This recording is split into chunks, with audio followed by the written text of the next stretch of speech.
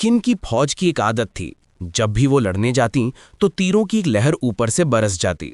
किन की तलवार 7 राजाओं में सबसे लंबी और ताकतवर मानी जाती थी। यही वजह थी कि अक्सर दुश्मन आधा जंग देखकर ही हार मान लेते। पर राजा किन फिर भी चैन से नहीं सो पाता था। लोग उसे तानाशाह कहते थे और 10 साल से उस पर बार बार घात लगाए जा रहे थे। उन हमलों में 3 नाम हमेशा सामने आते: चांग कॉन्ग, कंजियन और फेशुए। ये तीनों झाओ राज्य के लोग थे और उनके आते ही राजा को अपनी कवच तक नहीं उतारने की हिफाजत करनी पड़ती। जो हॉल में जाता उसे पहले कपड़े उतारकर चेक करते, यहां तक कि बाल भी नहीं छूटते थे। इन तीनों को पकड़ने के लिए भारी इनाम रखा गया, पर हर कोई असफल रहा या मारा गया। फिर एक दिन एक नाम आया, वू मिंग। उसने दावा किया कि उसने तीनों के हथियार हासिल कर लिए हैं और उन्हें मार गिराया है। राजा काफी उत्सुक हुआ और वू मिंग को हॉल में बुलाया। ये पहले 10 साल में हॉल में आने वाला पहला इंसान था। नियम था, जो चांग कॉन्ग की चांदी की भाला तोड़े उसे राजा के सामने 20 कदम तक आने की इजाजत होगी। वू मिंग ने बताना शुरू किया।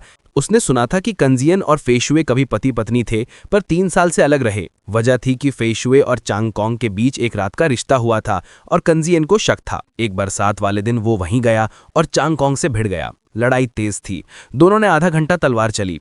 वू मिंग ने 10 साल की मेहनत और अभ्यास से चांग कॉन्ग की चालें पढ़ रखी थी। उसने मन की लड़ाई जीती, एक कमजोरियां पकड़कर चांग कॉन्ग पर वार कर दिया और उसकी भाला तोड़ दी।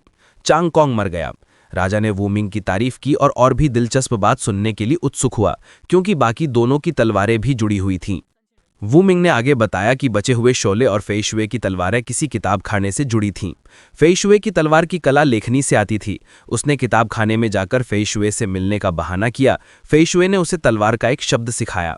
कहा जाता था कि इस एक शब्द की 19 लिखने की शैलियां हैं और उसकी तलवार की चाल उन अलग अलग लिखावटों से बनती है। वू मिंग ने समझा कि अगर वो इनका मतलब पकड़ ले तो तलवार की असली कला समझ में आ जाएगी।